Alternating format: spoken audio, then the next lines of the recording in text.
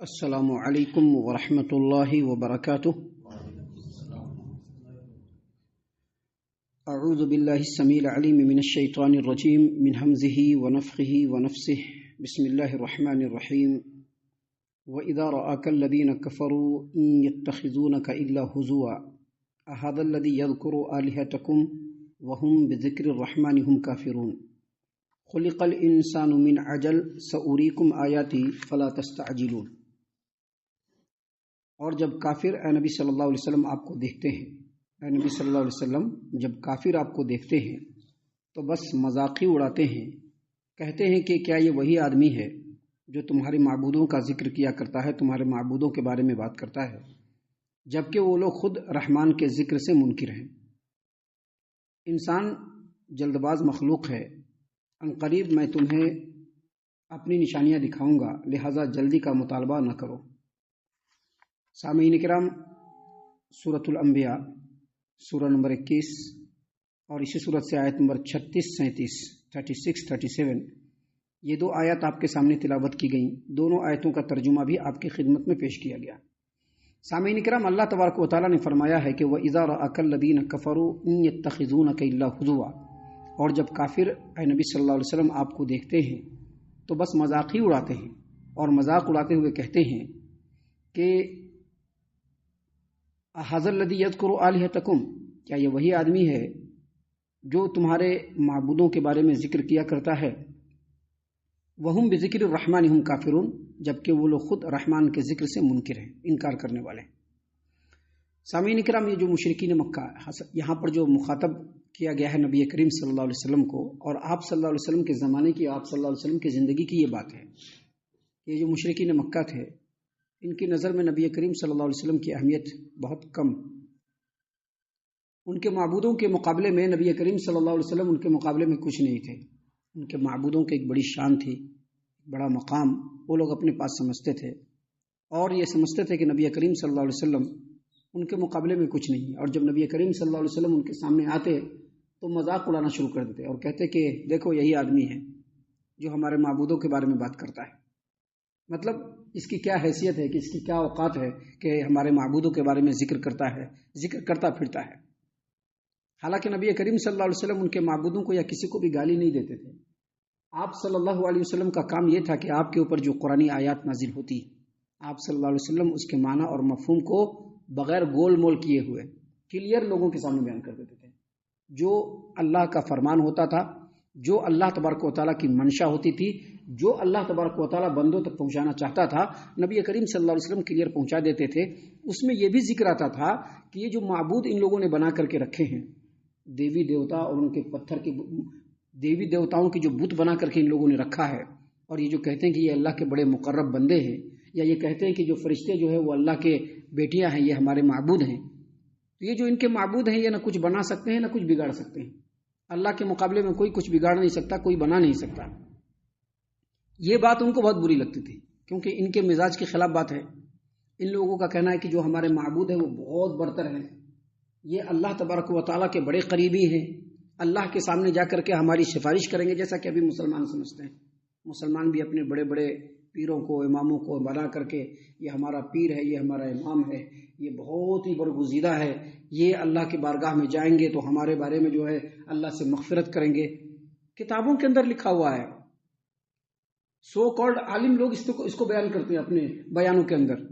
آپ ذرا ایک بار غور کر کے دماغ کو ذرا کھول کر کے سنیے گا تو آپ کو سمجھ میں آ جائے گا کہ سو کالڈ جو علماء کرام، بڑے بڑے مفتیان ہیں، وہ لوگ اپنے بیانوں میں کہتے ہیں کہ یہ ہمارے بڑے، یہ ہمارے پیر، یہ ہمارے بڑے، یہ کسی بھی مصیبت میں اگر ہمارا ہاتھ لگا دے تو ہماری ہر چیز پار ہو جائے، اس طرح کی بات بیان کرتے ہیں۔ ویسے ہی مشرکین مکہ سمجھا کرتے تھے کہ یہ جو ہمارے معبود ہیں یہ تو بہت بڑے ہیں، اور نبی کریم صلی اللہ علیہ وسلم ان کے بارے میں کہہ رہے ہیں کہ یہ نہ نفع پہنچا سکتے ہیں نہ نقصان پہنچا سکتے ہیں۔ اس میں ان کو اپنی توہین لگتی تھی، اپنے معبودوں کی توہین لگتی تھی۔ جن معبودوں کو ان کے باپ دادا پوجا کرتے تھے ان کی توہین لگتی تھی، تو کہتے تھے کہ دیکھو یہ نبی ہے، اس کی تو کوئی اوقات نہیں ہے، کوئی حیثیت نہیں ہے، اور ہمارے معبودوں کے بارے میں بولا کرتا ہے۔ حالانکہ ذرا تعصب کی پٹی کو ہٹا کر اور ذہن کو کھول کر کے اگر وہ لوگ سوچتے تو حق تک پہنچ سکتے تھے۔ مفسرین نے اس کا دوسرا پہلو بھی بیان کیا ہے جس کو ہم آپ کے سامنے بیان کرنا چاہتے ہیں۔ اللہ تبارک و تعالیٰ نے فرمایا کہ جب کافر آپ کو دیکھتے ہیں تو بس مذاق ہی اڑاتے ہیں اور کہتے ہیں کہ کیا یہ وہی آدمی ہے جو تمہارے معبودوں کے بارے میں ذکر کیا کرتا ہے۔ نبی کریم صلی اللہ علیہ وسلم ذکر کرتے تھے کہ یہ جو معبود ہیں یہ نہ کچھ بنا سکتے ہیں نہ کچھ بگاڑ سکتے ہیں، اور جب نبی کریم صلی اللہ علیہ وسلم بیان فرماتے اور اس میں اس تنہا ہستی کا ذکر کرتے جو صحیح معنوں میں لوگوں کو فائدہ پہنچا سکتا ہے بگاڑ سکتا ہے، یعنی اللہ تبارک و تعالیٰ، جب اس کا تنہا ذکر کرتے تو ان لوگوں کو اچھا نہیں لگتا۔ کیوں اچھا نہیں لگتا؟ کہ جب اللہ کا ذکر کر رہے ہو تو ہمارے معبودوں کا بھی ذکر کرو۔ یہ دونوں عقیدے آج بھی پائے جاتے ہیں، یہ دونوں عقیدے آج بھی پائے جاتے ہیں۔ آج بھی مسلمانوں کے اندر اس طرح کا عقیدہ ہے کہ جب اللہ کا ذکر ہو تو ان کے پیروں کا بھی ذکر ہونا چاہیے، ان کے معبودوں، ان کے جو ہے بڑے اکابرین کا بھی ذکر ہونا چاہیے۔ آپ کتابوں کو اٹھا کر کے دیکھ لیجئے، کتابوں میں جو ہے ان کے اللہ کا بھی ذکر ہے، ان کے پیروں کا بھی ذکر ہے، ان کے اکابرین کا بھی ذکر ہے۔ ایسے ایسے واقعات کا ذکر ہے کہ اکابرین نے وہ کارنامہ کر دکھایا جو اللہ بھی نہیں کر سکتا ہے۔ تو اللہ تبارک و تعالیٰ نے یہاں پر بیان فرمایا ہے کہ اے محمد عربی صلی اللہ علیہ وسلم، وَإِذَا رَآكَ الَّذِينَ كَفَرُوا إِن يَتَّخِذُونَكَ إِلَّا هُزُوًا، جب یہ کافر لوگ آپ کو دیکھتے ہیں تو آپ کا مذاق ہی اڑاتے ہیں اور مذاق اڑاتے ہوئے کہتے ہیں أَهَذَا الَّذِي يَذْكُرُ آلِهَتَكُمْ، یہ وہی محمد ہے صلی اللہ علیہ وسلم جو تمہارے معبودوں کے بارے میں بات کرتا ہے، جس کی کوئی حیثیت نہیں، جس کی کوئی اوقات نہیں ہے۔ اللہ تبارک و تعالیٰ نے آگے مزید کہا وَهُمْ بِذِكْرِ الرَّحْمَنِ هُمْ كَافِرُونَ، کہنے کے لیے تو یہ اللہ کو مانتے ہیں لیکن رحمان کا انکار کرتے ہیں، کہنے کے لیے اللہ کو مانتے ہیں لیکن رحمان کا انکار کرتے ہیں۔ رحمان کے تعلق سے اس سے پہلے کے دروس میں بھی ہم نے بہت ساری باتیں بتلائی ہیں۔ یہ جو رحمان کا جو لفظ ہے یہ اللہ تبارک و تعالیٰ کا ذاتی نام ہے، جیسے اللہ کا ذاتی نام اللہ ہے ویسے ہی اللہ کا ذاتی نام رحمان بھی ہے۔ لہذا کوئی بھی مخلوق نہ اللہ اپنا نام رکھ سکتا ہے نہ رحمان اپنا نام رکھ سکتا ہے، نہ اللہ اپنا نام رکھ سکتا ہے نہ رحمان اپنا نام رکھ سکتا ہے۔ ابھی حفیظ ہے، حفیظ اللہ کا نام ہے لیکن حفیظ مخلوق کا بھی نام ہے، حفیظ الرحمان یا محمد حفیظ، کیونکہ حفیظ کا مطلب ہوتا ہے حفاظت کرنے والا۔ بندہ بھی نام رکھ سکتا ہے اور اللہ کا بھی نام ہو سکتا ہے۔ بصیر دیکھنے والا، یہ اللہ کا بھی نام ہو سکتا ہے اور مخلوق کا بھی نام ہو سکتا ہے۔ بشیر خوشخبری سنانے والا، یہ اللہ کا بھی نام ہو سکتا ہے اور مخلوق کا بھی نام ہو سکتا ہے، لیکن رحمان کوئی نام نہیں رکھ سکتا۔ اگر کوئی مسلمان رحمان نام رکھتا ہے تو وہ اللہ تبارک و تعالیٰ کا منکر ہو جائے گا، اس کو اپنے نام کو چینج کرنا چاہیے۔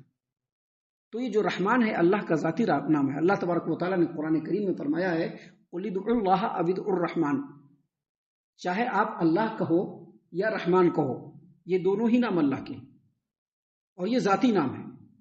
لیکن رحمان نام سے مشرکین مکہ بہت چڑھا کرتے تھے، وہ رحمان کا ذکر سننا بھی نہیں چاہتے تھے۔ صحیح البخاری کتاب الشروط کی روایت ہے، نبی کریم صلی اللہ علیہ وسلم جب صلح حدیبیہ یعنی جب حدیبیہ میں گئے اور جب وہاں پر صلح ہوئی حدیبیہ میں تو وہاں پر ایگریمنٹ لکھا جا رہا تھا کہ کیسے کیسے صلح ہوگی۔ تو ایگریمنٹ کے آغاز میں نبی کریم صلی اللہ علیہ وسلم نے لکھوایا کہ لکھو بسم اللہ الرحمن الرحیم، بسم اللہ الرحمن الرحیم۔ تو سہیل بن عمرو جو وہاں پر سے قریش کی طرف سے نمائندہ بن کر کے آیا تھا، وہ کہتا ہے کہ نہیں، یہ رحمان کون ہے ہم نہیں جانتے ہیں، حالانکہ رحمان قرآن کریم میں کئی جگہ پہ آیا ہے۔ اور سہیل بن عمرو یہ تو عربی جاننے والا آدمی، قرآن کریم کے الفاظ کو بھی سنا ہوگا، لیکن چونکہ کافر ہے، انکار کرنا ہے اس کو، تو اس نے کہا کہ نہیں، یہ رحمان ہم لوگ نہیں جانتے ہیں۔ بات بڑی تکرار ہوئی تو نبی کریم صلی اللہ علیہ وسلم نے کہا کہ ایک کام کرو، یہ الرحمن الرحیم مٹاؤ اور ان لوگوں کے دستور کے مطابق بسم کا اللہم لکھ دو۔ تو یہ رحمان کا وہ لوگ خود انکار کرتے ہیں، لیکن جب محمد عربی صلی اللہ علیہ وسلم حق اور حقیقت بتاتے ہوئے ان کو کہتے ہیں کہ یہ جو تمہارے معبود ہیں یہ نہ کچھ بنا سکتے ہیں نہ کچھ بگاڑ سکتے ہیں، تو یہ بات ان کو بہت بری لگتی اور نبی کریم صلی اللہ علیہ وسلم کا مذاق اڑایا کرتے تھے۔ اسی بات کو اللہ تبارک و تعالیٰ نے یہاں پر بیان فرمایا اور کہا کہ اے نبی صلی اللہ علیہ وسلم، جب یہ کافر آپ کو دیکھتے ہیں تو بس مذاق ہی اڑاتے ہیں اور کہتے ہیں کہ کیا یہ وہی آدمی ہے جو تمہارے معبودوں کے بارے میں بات کرتا ہے، جبکہ یہ کافر لوگ خود رحمان کے ذکر کا انکار کرنے والے ہیں۔ سامعین کرام، اس کے بعد اللہ تبارک و تعالیٰ نے مزید فرمایا خلق الانسان من عجل، انسان جلد باز مخلوق ہے، انسان جلد باز مخلوق ہے۔ سأریکم آیاتی، ان قریب میری نشانیاں میں تم لوگوں کو دکھلاؤں گا، فلا تستعجلون، لہذا تم لوگ جلدی بازی نہ کرو۔ جلدی بازی یہ انسان کے شرشت اور اس کی فطرت کے اندر ہے۔ انسان کی یہ چاہت ہوتی ہے کہ اگر اس کی کوئی خواہش ہو، اس کی کوئی چاہت ہو تو جلدی سے جلدی پورا ہو جائے، اور اس کو پورا کرنے کے لیے وہ کچھ بھی کرنے کے لیے سرپٹ بھاگنے لگتا ہے۔ حالانکہ صبر، انات، ٹھہراؤ یہ اللہ تبارک و تعالیٰ کو بہت پسند ہے۔ ہر چیز کے اندر صبر ہونا چاہیے، ٹھہراؤ ہونا چاہیے۔ کوئی کام اگر ہم کمپلیٹ کرنا چاہتے ہیں تو اس کو اس کا وقت دینا چاہیے، اس پر مکمل صبر کے ساتھ کنسنٹریشن کرتے ہوئے جتنی محنت اس کام کو کمپلیٹ کرنے کے لیے لگنا چاہیے اتنی محنت لگانی چاہیے۔ لیکن انسان کے اندر یہ بات نہیں، انسان بڑا جلد باز ہے۔ یہاں پر اللہ تبارک و تعالیٰ نے فرمایا ہے خلق الانسان من عجل، انسان بڑا جلد باز مخلوق ہے۔ یہ کافروں کے لیے بھی ہو سکتا ہے اور مسلمانوں کے لیے بھی ہو سکتا ہے۔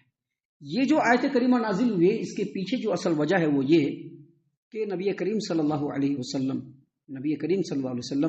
جب دعوت اسلامی کا سلسلہ شروع کیا اور لوگوں کے سامنے قرآنی باتوں کو بیان کرنا شروع کیا تو اسی میں سے قرآن کریم کا یہ حکم بھی سنایا کہ اگر تم لوگ اللہ تبارک و تعالیٰ کی آیات کا انکار کرو گے، اللہ تبارک و تعالیٰ کی باتوں سے کو ماننے سے انکار کرو گے، اللہ تبارک و تعالیٰ کی جو دعوت دنیا میں جا رہی ہے، چل رہی ہے، پھیل رہی ہے، اگر اس کے راہ میں رکاوٹ بنو گے تو اللہ تبارک و تعالیٰ کی طرف سے تم لوگوں کو ہلاک کرنے کے لیے بالکل اسی طرح سے عذاب آئے گا جیسے پچھلی قوموں پر آیا تھا۔ جب یہ بات نبی کریم صلی اللہ علیہ وسلم نے مشرکین مکہ کے سامنے رکھا تو ان لوگوں نے سن لیا۔ اب یہ لوگ دیکھنے لگے کہ ہم لوگ صرف قرآنی آیات کا، نبی کریم کا صرف کھلم کھلا انکار نہیں کر رہے ہیں بلکہ کھلم کھلا انکار کرتے ہوئے مسلمانوں کے اوپر سخت سے سخت ظلم بھی ڈھا رہے ہیں، لیکن اس کے باوجود ہمارا کچھ نہیں بگڑ رہا، کچھ نہیں بگڑ رہا ہے۔ تو ان لوگوں کے دل سے ڈر ختم ہو گیا، اور ڈر ختم ہونے کے بعد ان لوگوں نے کھلم کھلا نبی کریم صلی اللہ علیہ وسلم سے چیلنج کرنا شروع کر دیا کہ آپ جو دعوت دے رہے ہیں یہ اگر سچی دعوت ہے تو روز روز کی تکرار کو ختم کیجئے، جس عذاب کا جو وعدہ کر رہے ہیں وہ عذاب کو ہم لوگوں پر لا کر کے دکھلائیے۔